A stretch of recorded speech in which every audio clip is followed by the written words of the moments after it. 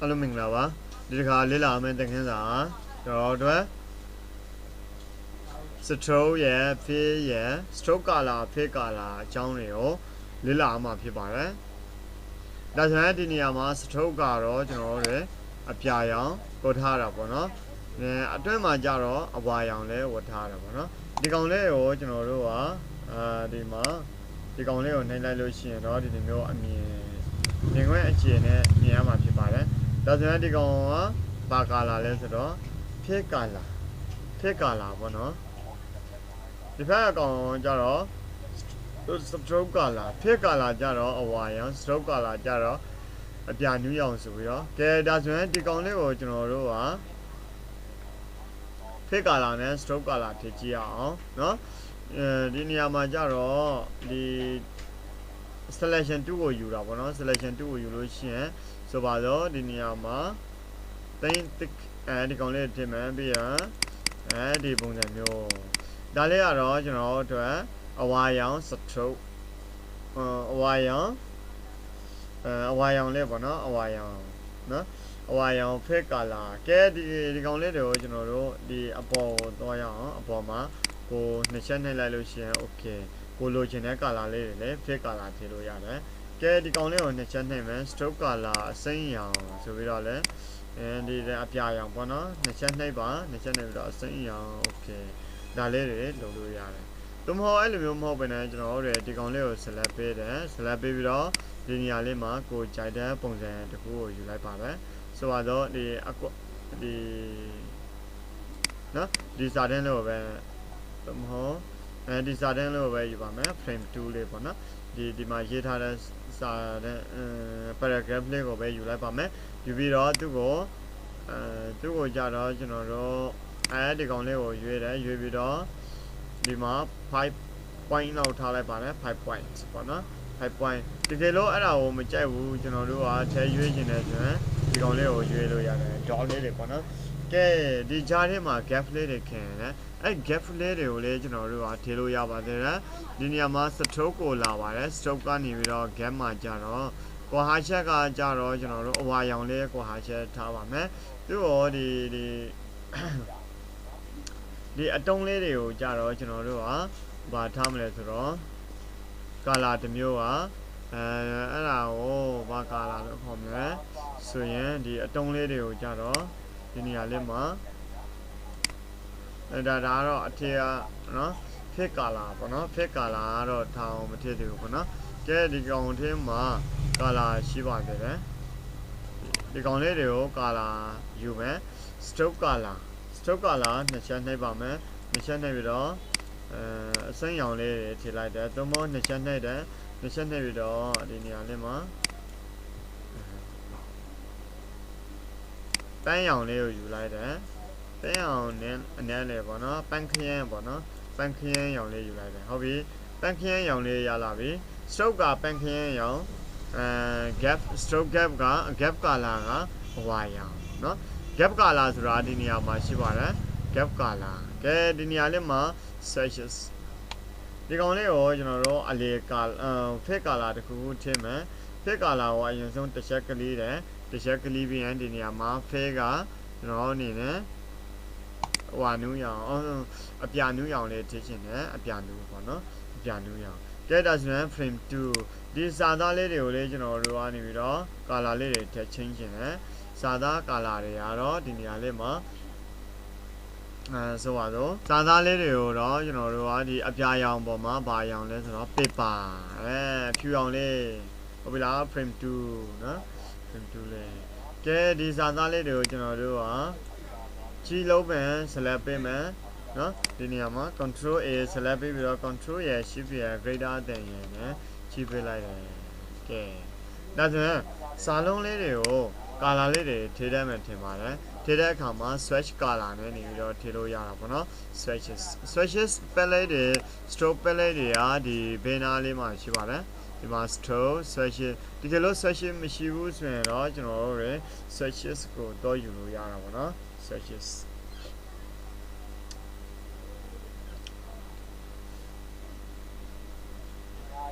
cái đó thì đi nhà mà search go đi nhà mà xả lông một điều gì này nào bên mà xả mà này thôi nào xả mà đi nhà chỉ bảo là cái đó có mà phải mi đã rồi bảo rồi sao mà nó searches đi nhà mà style store page searchesဒီကနေ search စာလို့မရဘူးဆိုရင်တော့ဒီ essential ကိုလာမယ် essential ကနေမှ reset essential နဲ့လဲပါ reset essential နဲ့လဲလို့ရှိရင်တော့ဒီနေရာမှာ search ဆိုပြီးတော့ကျွန်တော်တို့တွေ့ရမှာဖြစ်ပါတယ် Get frame 2လေးကိုကျွန်တော်တို့ဘောင်ခက်ကြည့်အောင်သူ့ကိုဘောင်လေးတွေရောဒီတိုင်းခက်ပါမယ်ပြီးတော့ဒီကောင်လေးကိုလည်း site ကြည့်ပါမယ်sorry greater than နော်greater than ဒီနေရာမှာအပေါင်းလက္ခဏာလေးပေါ်တယ်ဆိုတော့အဓိပ္ပာယ်ကကျွန်တော်တို့ selection 2ယူပြီးတော့ switch ဆင်းလို့ရတာပေါ့နော်အဲဒီလိုနော်ကဲဒါဆိုရင်ဒီကောင်လေးကိုကြိုက်တဲ့နေရာမှာထားလို့ရတယ်ကဲဒီကောင်လေးကိုကျွန်တော်တို့သူ့ကို frame ထည့်ခြင်းနဲ့ frame ထည့်ဖို့အတွက် design လေးတွေဒီကရွေးပါမယ် dashes frame ပေါ့နော်ကဲဒီအဲ့ frame လေးတွေကိုကျွန်တော်တို့ point လေးတွေတင်ပေးလိုက်တယ် gap လေးတွေကွာဟာချက်တွေရှိနေတယ်ဒီကောင်ကြတော့အဖြူရောင်လေးပေါ်နေတာပေါ့နော် gap ကအဖြူရောင်ကျွန်တော်တို့ color ကတော့ဘာ color လဲဆိုတော့ stroke color ကြတော့အနက်ရောင်ဖြစ်နေကဲ stroke ကိုတော့ရအောင် stroke color ကအနက်ရောင်ဖြစ်နေဒီနေရာမှာအနက်ရောင် start ပုံစံလေးတွေကိုလည်းကိုကြိုက်တဲ့ပုံစံယူလို့ရပါတယ်ဒီမှာ gap color ကတော့ကျွန်တော်အနေနဲ့ဝါရောင်လေးပြလိုက်တယ် gap color ကဲ stroke color လေးတွေထားခြင်းနဲ့ကျွန်တော်တို့ဒီ stroke color ကတော့ဒီနေရာလေးမှာဒီကောင်လေးကိုတစ်ချက်နှိပ်လိုက်ကဲဒီနေရာလေးမှာဒါတော့ဒီမှာနှစ်ချက်နှိပ်လိုက်လို့ရှိရင် stroke color ဒီမှာဆိုတော့အနက်ရောင်ဖြစ်နေတာပေါ့နော်အဲ့ဒါကိုကျွန်တော်တို့ကအနီရောင်လေးပေးခြင်းနဲ့ရော okay ဒါတော့ fake color ဖြစ်တော့တာပေါ့နော်ကဲဒီကောင်လေးကိုအပေါ်တင်တယ်ပေါ်တင်ပြီးတော့ဒီမှာ sessions မှာလေးရှိတာပေါ့နော်ကဲဒီကောင်လေးကိုပန်းရောင်လေး stroke ထည့်လိုက်တယ်နော်ဒီနေရာမှာ stroke ကိုအပေါ်တင်လိုက်လို့ရှိရင်တော့ stroke color ကိုဒီမှာ color ရွေးလိုက်ရလို့ရှိရင် stroke color ဝင်သွားတယ်ဒီလိုဒီအပေါ်အကောင်လေးကို select တစ်ချက်နှိပ်ပြီးတော့ fake ကိုတစ်ချက်နှိပ်ပြီးတော့ color ရွေးလိုက်လို့ရှိရင်တော့ဒီနေရာမှာ color လေးဝင်သွားတယ်ဒါတော့ခေါ်တယ်ဒါဆိုရင်ဒီကောင်လေးကိုကျွန်တော်တို့စာလေးကိုအဖြူရောင်လေးနဲ့ထားရှင်နေဆိုရင်တော့ဒီနေရာမှာ paper paper နော်ကဲဒါဆိုရင်ကျွန်တော်တို့ဒီနေရာမှာ frame frame လေးတွေထည့်တာလေး frame လေးတွေကို color ထည့်တာရယ်နောက်တော့ fake color ထည့်တာရယ်ဆိုပြီးတော့ဒီနေရာလေးမှာ fake ရယ် stroke ရယ်ဆိုပြီးတော့နားလေတော့ဖြစ်ပါတယ်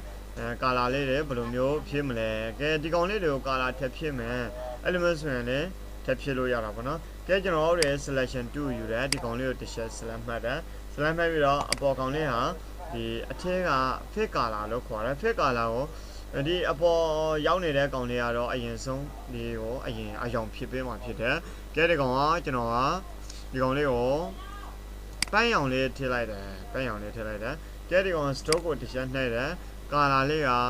ဒီကောင်လေးထည့်လိုက်တယ်ဒါပေမဲ့သူမသိတာဘူးနော်ဘာကြောင့်လဲဆိုတော့သူက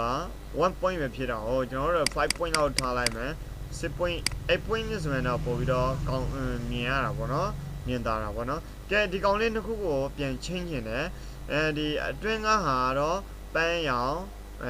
အပြင်က stroke ကတော့ fake color ကပန်းရောင် stroke color ကြတော့ stroke color ကြတော့အပြာနူးရောင်ပေါ့နော်ဒီကောင်လေးတစ်ခုကိုပြောင်းပြန်ပြင်ကျင်တယ်ဆိုရင်တော့ဒီနားလေးမှာswap fade and stroke ဆိုတာရှိတယ် swap fade and stroke ဆိုတာပြောင်းပြန်လောက်တာကိုခေါ်တာပါswap fade and stroke shift plus x shift x ဘယ်လိုမျိုးနော် shift x ကဲဒါဟို shortcut လေးကအရင်သုံးဝင်ပါတယ်အတွင်းကာလာနဲ့အပြင်ကာလာကိုပြောင်းပြန်တက်လိုက်တာပေါ့နော်shift နဲ့ x နဲ့ကိုမှတ်ထားပါ shift ရဲ့ x ရဲ့နော်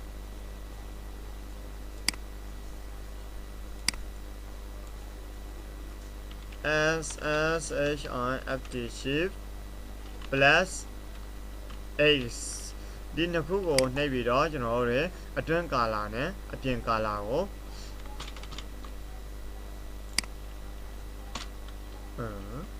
အတွင်းကာလာနဲ့အပြင်ကာလာကို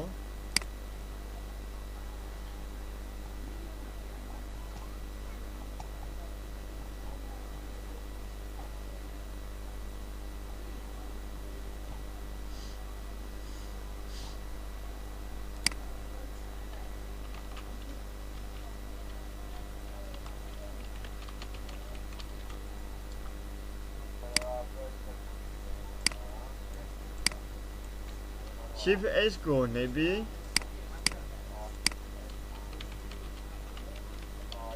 Shift X ကိုနေပြီးအတွင်းကာလာနဲ့အပြင်ကာလာအတွင်းကာလာနဲ့အပြင်ကာလာကိုပြောင်းပေးနိုင်တယ်ဟုတ်ပြီနော် Shift H ကိုနေပြီးအတွင်းကာလာနဲ့အပြင်ကာလာကိုပြောင်းပေးနိုင်တယ်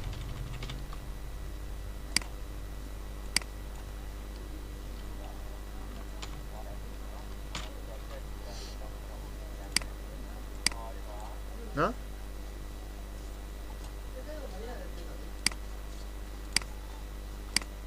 Shift X ကိုနေပြီးအတွင်းကာလာနဲ့အပြင်ကာလာကိုပြောင်းပေးနိုင်ပြီကဲဒီကောင်လေးကိုကျွန်တော်တို့က select ပေးလိုက်တယ်stroke လေးတစ်ခုလောက်ထည့်လိုက်တယ်ရောဒီနေရာမှာဒီကောင်လေးကိုတိတ်နဲ့ dot လေးတွေထည့်လိုက်တယ် dot လေးတွေကို point လေးတွေကိုတင်ပေးလိုက်တယ် point လေးတွေကိုတင်ပေးပြီးတော့ကျွန်တော်တို့ဒီ stroke ပေါ့နော်ဒီနေရာမှာ stroke ဖြစ်နေ stroke ကာလာကိုပန်းရောင်ထားလိုက်တယ်gap ကာလာကိုလည်းကျွန်တော်တို့ကဗာထားမလဲဆိုတော့ gap ကာလာကိုအဝါရောင်ထားပေးလိုက်တယ်ဒီကောင်လေးအပြောင်းပြန်လုပ်ချင်တယ်ဒီထက်မှာဒီ fake ကာလာကိုတစ်ချက်နှိပ်တယ် fake ကာလာကိုနှိပ်ပြီးတော့ကျွန်တော်တို့ဒီ swatches ဆိုတဲ့နေရာလေးမှာ stroke ရဲ့ swatches ရဲ့သူနေရာနဲ့သူဖွင့်ထားပေးပေါ့နော်ကဲ swatches မှာကျွန်တော်တို့ဒီကောင်လေးကိုနှိပ်လိုက်တယ်ကဲဒါဆိုရင်ဗာရတော့လေအတွင်းကာလာရတော့ဒီစာဝတ်ကအဖြူထည့်ပြီးတော့လုပ်ချင်တယ်ဆိုရင်တော့ဒီ paper ကိုပေးလိုက်ပါ paper ကဲဒါဆိုရင် Shift H ကိုနှိပ်ပြီးအတွင်းကာလာနဲ့အပြင်ကာလာကိုပြောင်းပေးနိုင်ပြီဒီပါနော်ကဲဒါဆိုရင်ဒီကောင်လေးကို Shift X ဒါဆိုပြောင်းပြန်တက်လိုက်တာပါနော်ဒီ stroke ထဲမှာကျင်းတဲ့ပန်းရောင်ကာလာဟာဒီ fake ကာလာထဲကိုပြောင်းပြန်လုပ်လိုက်တယ်ပြောင်းပြန်ထည့်လိုက်တယ်အပြင်ဝင်ကြတော့အပြာရောင်ဖြစ်သွားတယ်အတွင်းကိုပန်းရောင်ဖြစ်သွားတယ်ဒီကောင်နှိပ်လိုက်လို့ရှိရင်အပြင်ကိုကြတော့ပန်းရောင်ဖြစ်သွားတယ်အတွင်းကိုကြတော့အပြာနုံးရောင်ဖြစ်သွားတာပေါ့နော်ကဲဒါဆိုရင်ဒီ fake color stroke color လေးတွေကိုနားလည်လိမ့်မယ်လို့ထင်ပါတယ်ကဲကျွန်တော်တို့စာရိုက်နေတဲ့အခါမှာကြတော့ဒီနေရာမှာသတိထားမိမှာဖြစ်ပါတယ်ဒီနဲ့ formatting effect text J ဒီကောင်လေးကိုတော့ပြီးတော့အလုပ်ပေးတာပေါ့ဒီပါနော်တကယ်လို့ design တွေပါတယ်ဆွဲနေတဲ့အခါမှာဒီဘက်ကိုနေပြီးတော့ formatting effect container formatting effect container ဆိုပြီးတော့ဒီကောင်လေးကိုတော့ပြီးတော့ပတ်သက်နေတာပေါ့နော်ပြောမှဆိုရင်စာရိုက်တဲ့အခါမှာကြတော့ကျွန်တော်တို့စာရိုက်တဲ့အခါမှာကြတော့ဒီကတီနဲ့ပတ်သက်ပြီးတော့ formatting effect text ကိုတော့ပြီးတော့တက်ရောက်တာပေါ့နော်ကဲနောက်ထပ်တစ်ခုကကျွန်တော်တို့ဒီနေရာလေးမှာ apply color apply color လက်နော်နောက်ထပ်ဒီကောင်ကြတော့apply နဲ့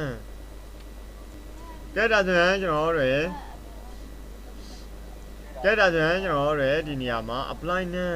ကဲဒီကောင်လေးတစ်ခုကို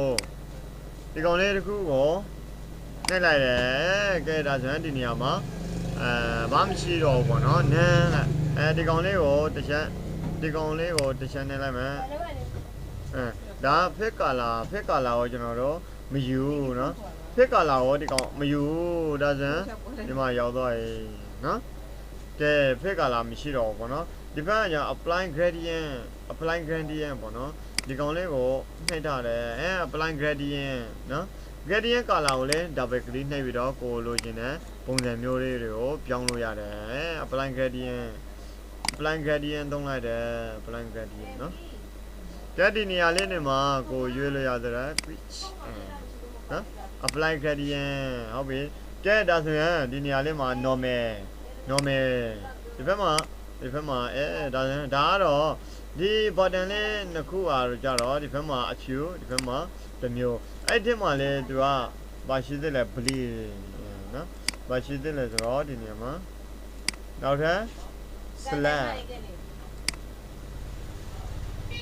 presentation ကဲ presentation ပုံစံမျိုးပဲကဲဒါဆိုရင်ကျွန်တော်တို့ရဲ့ဒီနေရာမှာဒီအောက်ဘက်က button လေးနှစ်ခုရှိတယ် normalဆိုတာ normal ပေါ့နော်ပုံမှန်ပေါ့နော် select window ဒါ window ကိုပုံစံနှမျိုးနဲ့အသုံးပြုတာပေါ့နော်ဒါဆိုရင်ဒီအောက်မှာကျတော့ normal window ဒီကောင်ကြတော့ကျွန်တော်တို့ select window ဆိုတာဒီပုံစံမျိုးပေါ့နော်ကြည့်လို့ကောင်းပါတယ်မစိုးပါဘူးဒီလိုပုံစံမျိုးဆိုရင်ကဲ normal window ဆိုတာကတော့အဖြူနဲ့လာတယ်ကျွန်တော်တို့စာရွက်နဲ့နောက်ခံနဲ့ကို window နဲ့ကိုခွဲခြားလို့မရဘူးပေါ့နော်ဒီဘက်ကနေနှိပ်လိုက်လို့ရှိရင်ကျွန်တော်တို့မှာဒီနေရာမှာ preview ဆိုတာရှိတယ်ဒီပုံစံမျိုးပေါ့နော်နောက်ပြီးတော့ဒီကောင်ကြာလေးနှိပ်ဖိထားလိုက်လို့ရှိရင်ဒီနေရာလေးမှာ bleed နော်ဒီနေရာလေးမှာဒီလိုမျိုးပြောင်းလို့ရတယ်နော်ကဲဒါဆိုရင်ဒီ selection 2ကိုယူတယ် selection 2ကိုယူပြီးတော့ဒါ gradient ထည့်တာလေးထည့်ပြီးတော့တင်ပြီးတော့ရပါတော့ဒါကို gradient ထည့်မယ် gradient ဒီ gradient ကိုအယောင်မထည့်ချင်ဘူးဆိုရင်တော့ apply none ကိုနှိပ်လိုက်ပါဒီ gradient ပေါ့နော် gradient ကိုတစ်ခါမကြိုက်ဘူးဆိုရင်တော့ keyboard ပေါ်က name လို့ထည့်ကလေးရပါတယ် name လို့ထည့်က slash ဆိုတာဒီ division divide လို့ခေါ်တာပေါ့နော်အစားနော်အဲ့ဒါလေးကိုကျွန်တော်တို့တကယ်လို့ဒီ gradient ထည့်ထားတယ်မကြိုက်ဘူးဆိုရင်ဒီကောင်လေးကိုနှိပ်လိုက်နော် slash ဒီကောင်လေးပေါ့နော်ကဲဒီဘက်မှာကျတော့ color ဒီကောင်ကျတော့ apply color နော် apply color ဒီ apply color ကိုမလိုချင်ဘူးဆိုရင်တော့ဒီကောင်လေးကို apply none ကိုနှိပ်ပလိုက် apply none button ကိုနှိပ်ပလိုက်apply color က M ရဲ့နားမှာရှိနေတဲ့ comma လေးပေါ့နော် comma လေးပေါ့နော်ဒီကောင်လေးကိုသူ့ကို color မလိုချင်ဘူးဆိုရင်တော့ဒီနေရာမှာ none ဒီကောင်လေးကိုနှိပ်မယ်color ထည့်ချင်တယ်ဆိုရင်တော့ဒီ M နာကကျွန်တော်တို့ဒီ comma လေးရှိတယ်comma လေးရှိတယ်သူမဟုတ်ဒီနေရာလေးမှာselect ဆိုတာရှိတာပေါ့နော်ကဲဒါဆိုရင်ဒီအကြောင်းအရာတွေနဲ့ပတ်သက်ပြီးတော့နားလည်လိမ့်မယ်လို့ထင်ပါတယ် stroke color fade color နောက်ပြီးတော့ဒီနားမှာ color button လေးတွေနောက်ပြီးတော့ဒီ color ပုံစံပေါ့နော် stroke နဲ့ fade color နဲ့ပြောင်းပြန်လုပ်တဲ့ဟာပေါ့နော် shift x ပုံစံမျိုးလေးတွေပေါ့နော်ဒါဆိုရင်ဒီ Adobe InDesign CSS ထဲမှာ stroke အကြောင်းတွေကိုတော်တော်လေးသဘောပေါက်လိမ့်မယ်လို့ထင်ပါတယ်ဒါဆိုရင်ဒီသင်ခန်းစာကတော့ဒီလောက်ပဲပေါ့နော်